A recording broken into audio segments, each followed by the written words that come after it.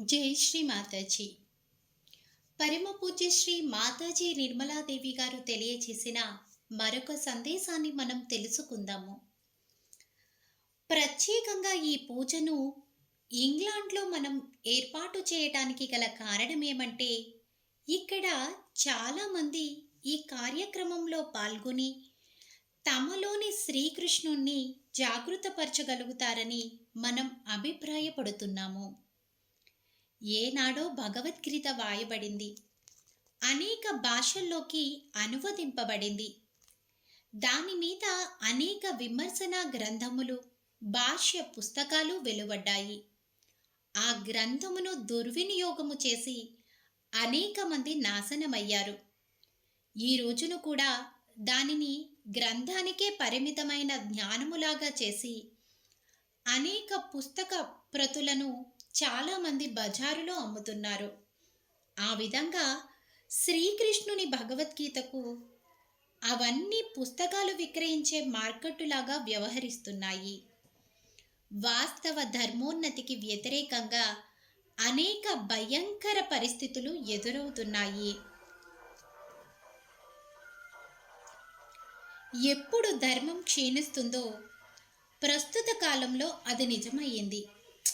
ఎప్పుడు ధర్మాత్ములు హింసింపబడతారో అప్పుడు ఈ భూమి మీద వారిని రక్షించుటకు, అధర్మాన్ని, వ్యతిరేక శక్తులను, రాక్షసులను నాశనం చేయడానికి నేను అవతరిస్తాను అని శ్రీకృష్ణుడు చెప్పాడు.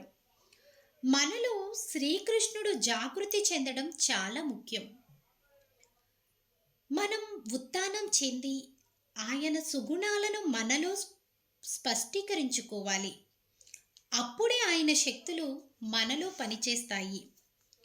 శ్రీకృష్ణుడు చిన్న పిల్లవాడిగా అనేక మంది రాక్షసులను సంహరించాడు. ఆయన గోపికలతో కేవలం వారి కుండలనీలను జాగృతి పరచుటకు వారితో ఆటలు ఆడటం జరిగింది. వారిలో శ్రీ రాధ యొక్క శక్తిని ప్రసరింపచేశాడు. రాక్షసుడైన తన మేనమామ అయిన కంసరాజును అంతమొందించాడు. అంటే దాని అర్థం, మీ బంధువులు రాక్షసులు, దెయ్యాలు అయినట్లయితే వారు సంహరింపబడాలి. కేవలం ఓ వ్యక్తి మీ బంధువైనంత మాత్రాన అతనిని రక్షించే ప్రయత్నం చేసి ఆ వ్యక్తి యొక్క దుష్కర్మల ఫలం సహజ యుగం మీదకు వచ్చే విధంగా ప్రయత్నం చేయకూడదు. కానీ ఇటువంటి ఉద్యమం ప్రపంచం మొత్తం మీద ఎక్కడా లేదు. సహజ యుగం నుండి బయటకు వెళ్ళిపోవడానికి అలాంటి ప్రజలను అనుమతించడమే కాకుండా బలవంతంగా కూడా అటువంటి వారు గెంటివేయబడతారు. కారణం, సహజ యోగం భగవత్ సూత్రాలకు కట్టుబడి ఉంది. కానీ శ్రీకృష్ణుని పద్ధతి ఏమిటంటే, అటువంటి దుర్మార్గులను కేవలం బయటకు గెంటివేస్తే సరిపోదు, సంహరించాలంటాడు. అలాగా తన మేనమామను హతమార్చాడు.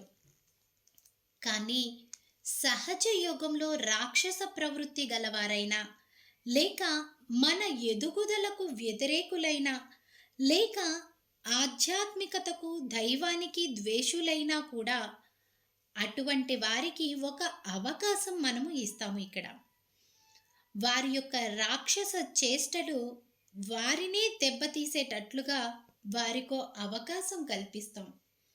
ఇది శ్రీ మాతాజీ అవతారం యొక్క విశేషము. కానీ శ్రీకృష్ణుని విధానం చాలా వేగవంతమైనది. శ్రీకృష్ణుడు ఈ భూమి మీదకు ఎక్కువ కాలం ఉండటానికి రాలేదు. అతి తక్కువ వ్యవధిలో అనేక మంది రాక్షసులను హతమార్చాడు. పాండవుల పక్షాన ఉండి పోరాటం చేశాడు. తాను కౌరవులను చంపలేదన్నాడు, కానీ నిజానికి ఆయనే చంపాడు. ఒక ప్రక్క శ్రీకృష్ణుని పద్ధతి తేనెలాగా ఎంతో మధురంగా ఉంటుంది. అందువల్లనే ఆయన ఆశీర్వచనములు పొందగోరే ప్రజలు మాధవ అని ఆయనను సంబోధించేవారు. అయితే దుర్మార్గులకు ఆయన అతి భయంకరుడు. సరే, శివుడు కూడా అలాగే వ్యవహరిస్తాడు. శివుడు మరియు శ్రీ దుర్గాదేవి అనేక మంది రాక్షసులను సంహరించారు. దేవి రాక్షసులతో వాదనలు, సంభాషణలు, యుద్ధాలు జరిపింది. కానీ శ్రీకృష్ణుడు ఎన్నడూ వాగ్విధానములోనికి దిగలేదు. ఒకరి తర్వాత మరొకరిని ఏ విధంగా కడతేర్చాలో ఆయనకు తెలుసు.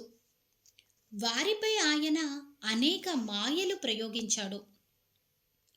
ఒకానొక రాక్షసుడు ప్రజలను నానా బాధలకు గురిచేస్తుండేవాడు.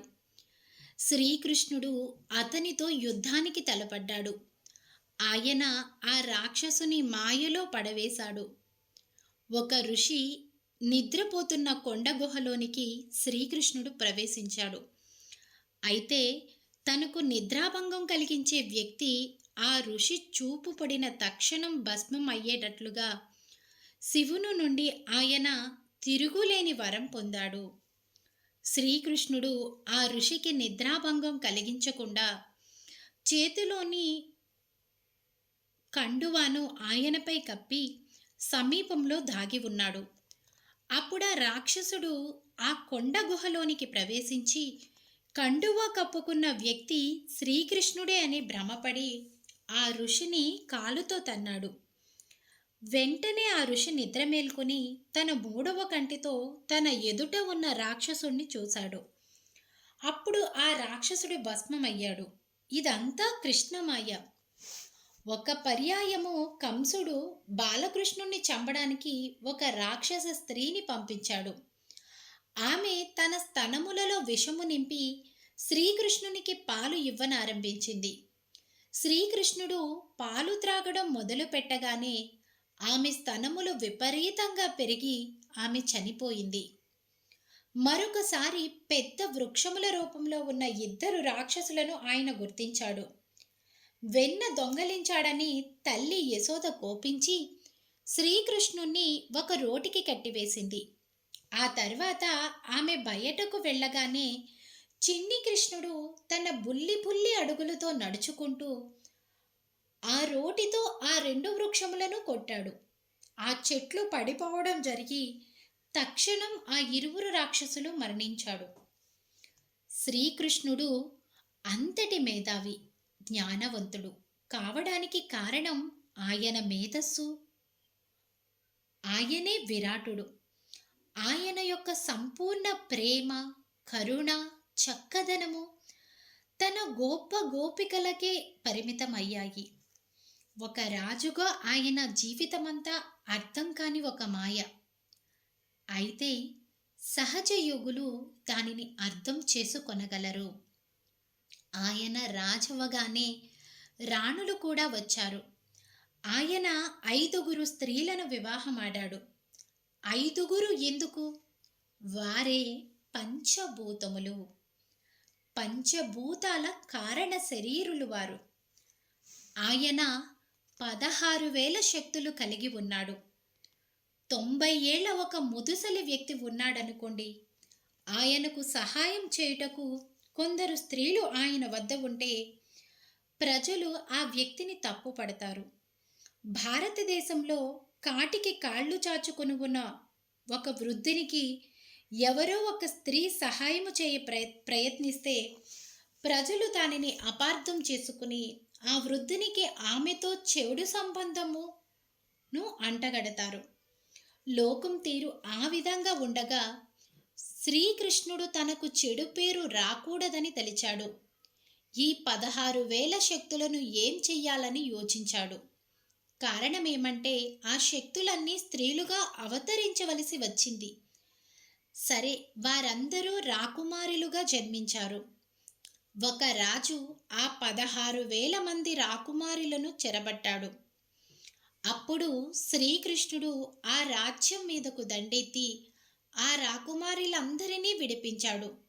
వారందరినీ తన రాజ్యానికి తీసుకువచ్చి ధర్మబద్ధంగా అందరినీ వివాహమాడాడు. అయితే శ్రీకృష్ణుడు వారందరినీ వివాహమాడటమేమిటి? ఎందుకంటే వారందరూ ఆయన యొక్క శక్తులే కదా. శ్రీకృష్ణుడు ఆ శక్తులను అనేక సృష్టి కార్యములకు ఉపయోగించాడు.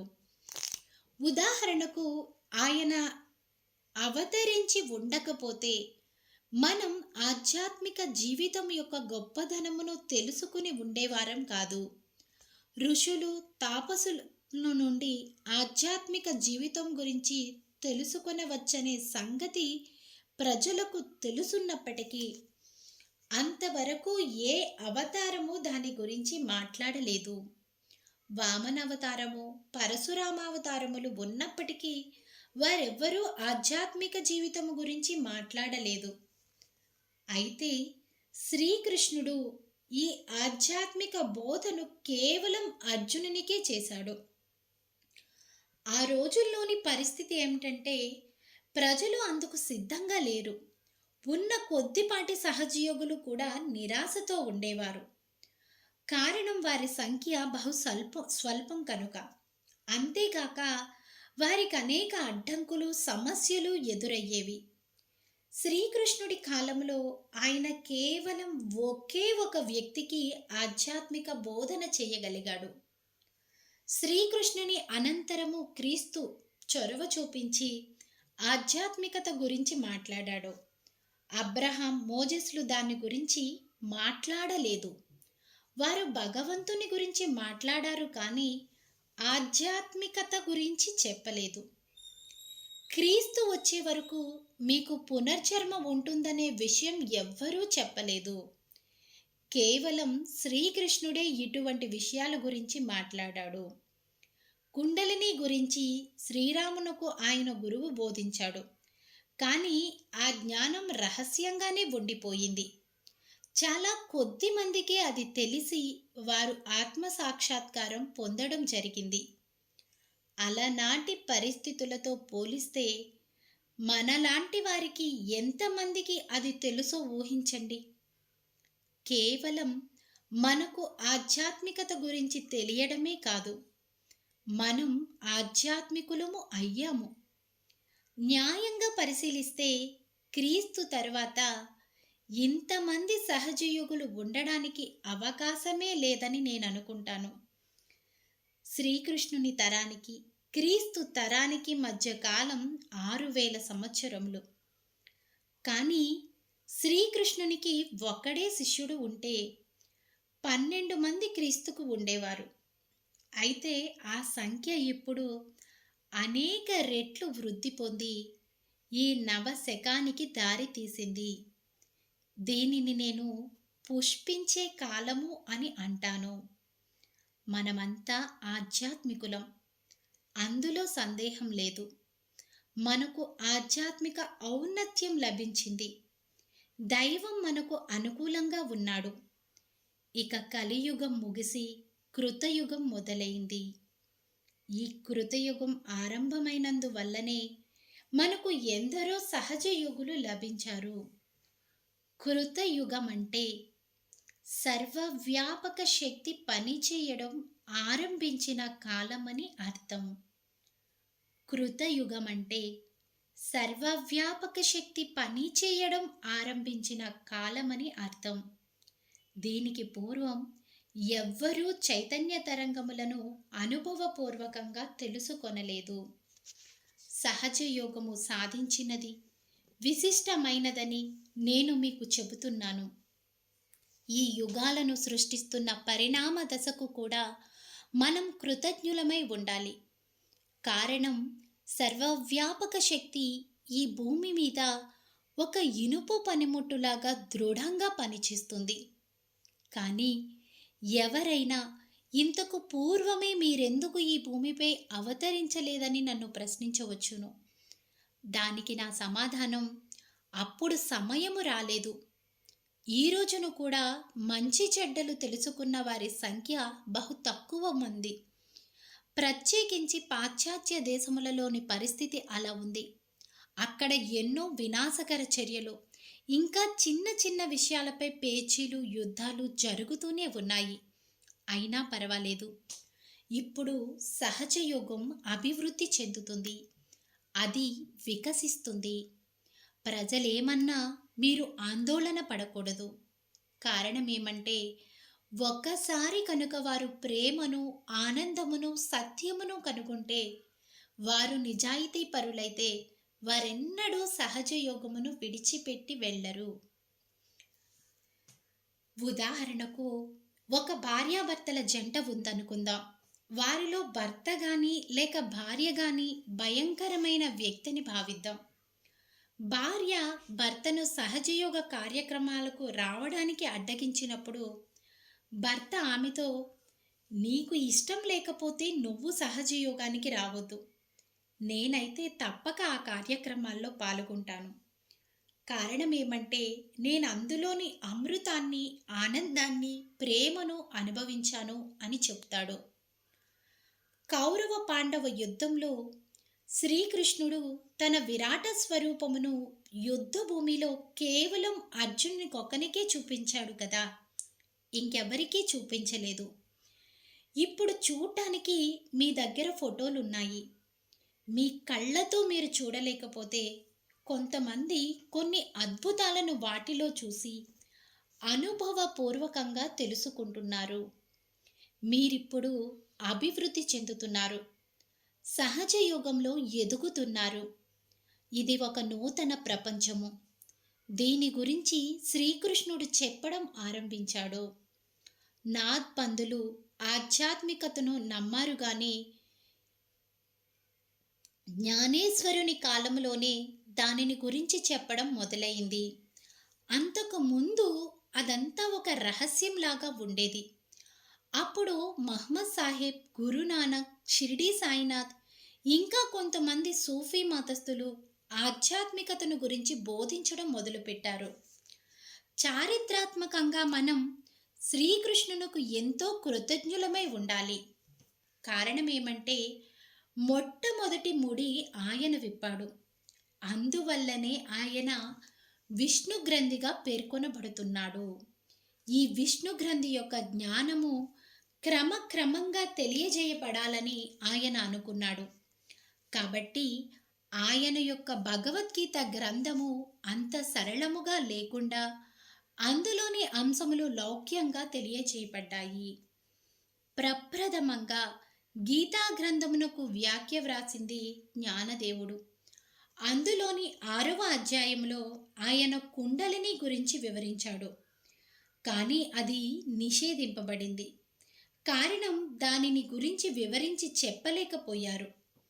ప్రజలకు కుండలిని గురించి తెలుసు, అయితే ఆ గ్రంథములోని విషయమును ఎక్కువగా చదవవద్దని ప్రచారం చేశారు. అందులోని విషయాలు తప్పన్నారు. పశ్చిమ దేశములలో ఆధ్యాత్మికత ఏమాత్రం తెలియని ఒక అంశమైంది. క్రీస్తు ఆవిర్భవించినప్పటికీ వారతనిని సిలువపైకి ఎక్కించారు. క్రైస్తవ మతములో మీరే పాపములు చేసినా మీరు క్రైస్తవునిగానే ఉంటారు. హత్య చేసిన ఒక వ్యక్తి నాకు తెలుసు. ఆ వ్యక్తిని కోర్టులో హాజరుపరిచినప్పుడు నీవెవరివని అక్కడి అధికారులు అడిగారు. నేనొక క్రైస్తవుడును అని ఆ వ్యక్తి చెప్పాడు. అప్పుడు ఆ వ్యక్తి చేతిలో బైబిల్ గ్రంథమును ఉంచి తను క్రైస్తవుడనని ప్రమాణము చెయ్యమన్నారు. నేను క్రైస్తవుడనని జవాబిచ్చాడు. కానీ ఆ అధికారులు, అలాంటప్పుడు నీవు ఈ హత్య ఎందుకు చేశావు? హత్య చెయ్యకూడదు కదా అని ఆ వ్యక్తిని ప్రశ్నింపలేకపోయారు. ఇటువంటి మతములు ఏర్పడి ఏ విధమైన న్యాయ సూత్రములు, నిబంధనలు లేకుండా ఉన్నాయి. ఉదాహరణకు, ఎవరైనా అపరాధం చేస్తే ఆ వ్యక్తి మత బహిష్కరణ చేయబడతాడు, లేక ఇక ఆ వ్యక్తి క్రైస్తవ మతస్థునిగా కొనసాగే హక్కును కోల్పోతాడు వగైరా. అయితే ఇందుకు విరుద్ధంగా నా తండ్రి గారు భారతదేశంలో బ్రిటిష్ వారిపై పోరాటానికి కాంగ్రెస్ పార్టీలో చేరితే వారు క్రైస్తవ సభల నుండి ఆయనను బహిష్కరించారు. ఎందుకంటే క్రైస్తవ మత ప్రచార సంస్థల ఉద్దేశ్యములో క్రీస్తు ఇంగ్లాండ్లో పుట్టాడు. ఆయన ఒక ఆంగ్లేయుడు. భగవంతునికి, మతమునకు, ఆధ్యాత్మికతకు వ్యతిరేకమైన ఇటువంటి అవాస్తవ అభిప్రాయాలు ఆ మత ప్రచార సంస్థలకు ఎంతో ఉపయోగకరంగాను అనుకూలంగాను ఉండటం చేత అవి విశేషంగా వ్యాప్తి చెందాయి. అయితే హిందూ మతము గురించి చెప్పాలంటే అందులో ఒక మంచి విషయం ఉంది. అందులో సంస్థలు లాంటివి లేవు. అందులో బౌద్ధులు, జైనులు, నాస్తికులు, క్రైస్తవులు ఉండవచ్చు. అయినా వారంతా హిందువులుగా కొనసాగవచ్చు. ఎందుకంటే వారు ఏ సంస్థకు చెందరు. వారి మీద ఏ విధమైన ఆంక్షలు లేవు. అయినా హిందువులు చాలా స్వార్థ స్వభావులు. ఎందుకంటే ఆ బాధ్యత అనేది వారంతట వారికే వదిలివేయబడింది. కానీ ఒక సంస్థ మీద అది ఉంచబడలేదు. ఉదాహరణకు, హిందువైన ఒక వ్యక్తి ఎవరినైనా కూనీ చేస్తే మత గురువు దగ్గరకు వెళ్ళి తప్పు చేశానని క్షమాపణ కోరుకోనక్కర్లేదు. ఆ వ్యక్తి తనలో తాను మదన పడుతూ జీవితమంతా కుమిలిపోతుంటాడు. అయితే ఎన్నో అసహ్యకరమైన విషయాలు, ఉదాహరణకు కులములు లాంటివి హిందూ మతంలో చోటు చేసుకున్నాయి. ఇవన్నీ శ్రీకృష్ణునికి వ్యతిరేకములు. శ్రీకృష్ణుని పేరు చెప్పి పనికి మాలిన పనులు చేయడానికి వారికి అధికారము లేదు. ఆయన అందరిలోనూ ఆత్మనివాసము ఉంటుందని చెప్పాడు. అయితే దానిని ప్రజలు మార్పు చేసి ఒక వ్యక్తి జన్మను బట్టి అతని కులము ఏర్పడుతుందని చెప్పారు. శ్రీకృష్ణుని సందేశము ప్రజలకు చేరలేదు. ఆయన మీరందరూ పూర్ణత్వంలోని భాగస్థులే అని చెప్పారు. మన చేతి భాగంలో ఉన్న ఒక కణం మెదడులో లేని కారణం చేత అది వెలివేయబడుతుందా? వారు శ్రీకృష్ణుని ఎడల ఏ అపరాధం చేశారు? పాశ్చాత్య దేశములలో వర్ణ వ్యవస్థ వలన ప్రజలు బాధలు అనుభవిస్తే, మన దేశంలో కుల వ్యవస్థ మూలంగా ప్రజలు వివక్షతకు గురయ్యారు. కుల వ్యవస్థ వలన హరిజనులు, నిమ్న కులముల వారు బాధలు అనుభవించారు. అయితే ఇప్పుడు పాశ్చాత్య దేశములలో వర్ణ వ్యవస్థ తిరిగి వివక్షత చూపిన వారినే దెబ్బ కొడుతుంది. శ్రీకృష్ణుని జీవితంలోని చక్కదనం ఏమంటే, తనకు జీవితం ఒక నాటకం లాంటిదని ఆయన అన్నాడు. కానీ ఇది అందరికీ వర్తించదు. కారణం ఏమంటే, ఆయన సర్వశక్తి సంపన్నుడు కనుక అది ఆయనకే చెల్లుతుంది. అయితే ఈ నాటక భాగమును అమెరికన్లు చాలా చక్కగా స్వీకరించడం జరిగింది. ఎందుకంటే వారు శ్రీకృష్ణుని భూమిలో పుట్టారు. ఇదంతా ఒక లీల కాబట్టి ఎవరిష్టానుసారంగా వారు ప్రవర్తించవచ్చును. అందులో తప్పేముంది? నీ ఇష్టం వచ్చినన్ని సార్లు పెళ్ళాడు, పిల్లలను గాలికి ధూళికి వదిలివేయి, జంతువుల్లాగా ప్రవర్తించు. ఇది వారి యొక్క భావన. అయితే అమెరికన్లు పాములు, తేలలాగా వచ్చే జన్మల్లో జన్మించాలని భావిస్తున్నారా? కానీ ఈ అమెరికన్ల పద్ధతి అంతా కూడా శ్రీకృష్ణుని సూత్రాలకు వ్యతిరేకమైనది. కృష్ణ చైతన్యమని చెబుతూ ఈ మూర్ఖపు ఉద్యమం కొనసాగిస్తున్న ప్రజలు భగవద్గీత పుస్తకాలను అమ్ముతూ కేవలం గ్రంథ పరిజ్ఞానానికే పరిమితమయ్యారు. సరే, ఇప్పుడు అది తిరిగి వారి మీదకే వెళ్తుంది, వారిని తరిమి కొడుతుంది. శ్రీకృష్ణుడు ఇదంతా ఒక నాటకమని చెప్పాడని వాళ్ళు అంటున్నారు కదా. మరి ప్రత్యేకమైన దుస్తులు వారెందుకు ధరిస్తున్నారు? సన్యాసులుగా ఎందుకు మారుతున్నారు? ఇది తినండి, అది తినకూడదని వారెందుకు చెప్తున్నారు? ఇక మాదక ద్రవ్యాలను సేవిస్తూ వాటిని బజారుల్లో అమ్ముతున్నారు. ఏదైతే సత్యము మీద ఆధారపడి లేదో అది వినాశనమునకు దారి తీస్తుంది. సత్యం ఒక్కటే నిర్మాణాత్మకమైనది. ఇలాంటి భావనలన్నీ ఒక్కొక్కసారి మనలను తికమకలకు గురి చేస్తాయి. శ్రీకృష్ణుడు, క్రీస్తు, మహ్మద్ అని భగవంతుని పేరు చెప్పి ఇలాంటి పనులన్నీ చేశారు. కొంతమంది శ్రీ మాతాజీ ఆ విధంగా చెప్పారు అని నా పేరు మీద అంటారు. సహజ యోగులు ఆ విధంగా అనడం నిషేధం. వాటి గురించి ఇప్పటికీ ఎంతో విన్నాను. ఇక ఈ పైన ఎవ్వరూ శ్రీ మాతాజీ అలాగా చెప్పారని అనకూడదు, నేనే చెప్తున్నాను అనే ధైర్యం, బాధ్యత మీకుండాలి. నేనొక సహజ యోగిని, నీవొక సహజ యోగివి. మరి ఆ విధంగా ఎందుకు చెప్పరు? ఈనాటి పూజ ద్వారా మనలోని శ్రీకృష్ణుణ్ణి జాగృతపరిచాము. ఇక ఆయన మధుర శక్తులు, వినాశకర శక్తులు రెండూ పనిచేస్తాయి. దాని గురించి మీరు చింతించకండి. మీరు పూర్తిగా పరిరక్షింపబడుతున్నారు. యోగక్షేమం వహామ్యహం అని ఆయన అన్నాడు. అంటే నేను యోగాన్నిస్తాను, సంక్షేమాన్నిస్తానన్నాడు. ఆయన మనల్ని కాపాడుతాడు. అలాగా అది పనిచేసినప్పుడు మీకెవ్వరూ హాని కలిగించలేరు.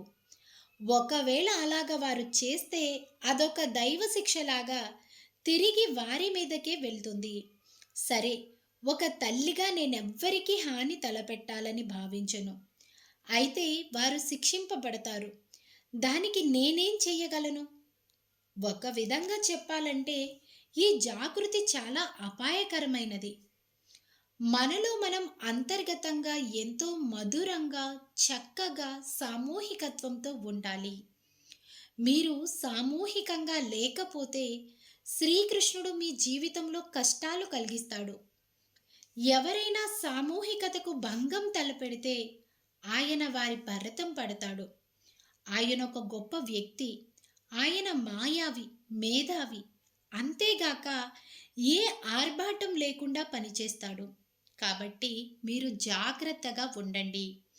మీరు సామూహికతలో ఉంటే మిమ్ములను శక్తివంతులుగా చేస్తాడు, పోషిస్తాడు, తినడానికి వెన్న ఇస్తాడు. కాబట్టి మీరు సామూహికతను పాటించాలి. అది చాలా ముఖ్యం.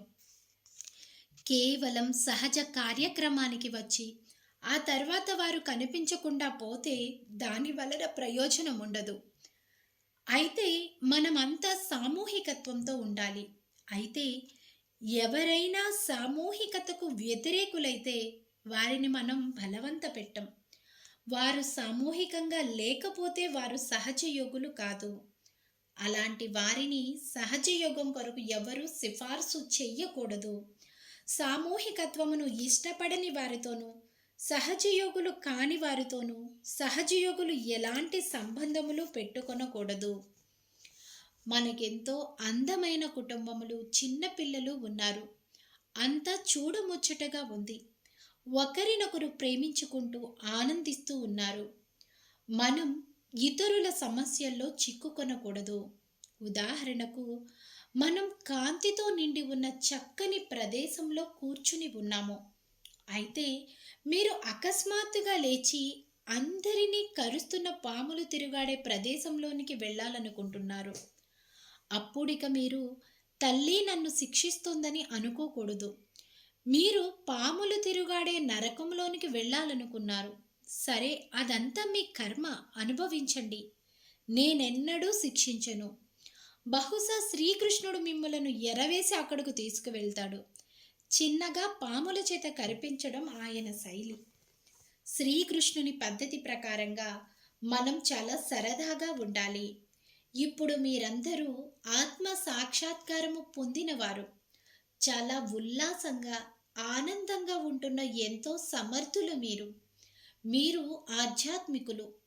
ఇతరులకు మీరు ఆత్మ సాక్షాత్కారం ఇవ్వగలరు. వీధుల్లోని ప్రజలు కూడా ఆత్మ సాక్షాత్కారం కొరకు అడుగుతున్నారు. కొంతమంది తూర్పు ఐరోపా దేశములకు వెళ్ళి దాదాపు ఓ 5,000 మంది ప్రజలకు ఆత్మ సాక్షాత్కారం కలిగించారు. మరికొంతమంది అర్జెంటీనా దేశం వెళ్ళి అనేక మందికి అక్కడ ఆత్మ సాక్షాత్కారం కలుగు చేశారు. ఇదంతా నా చేతులను బలపరుస్తుండటం లాంటిది. ఆ విధంగా సహజయోగ కార్యం సాఫల్యత చెందుతుంది.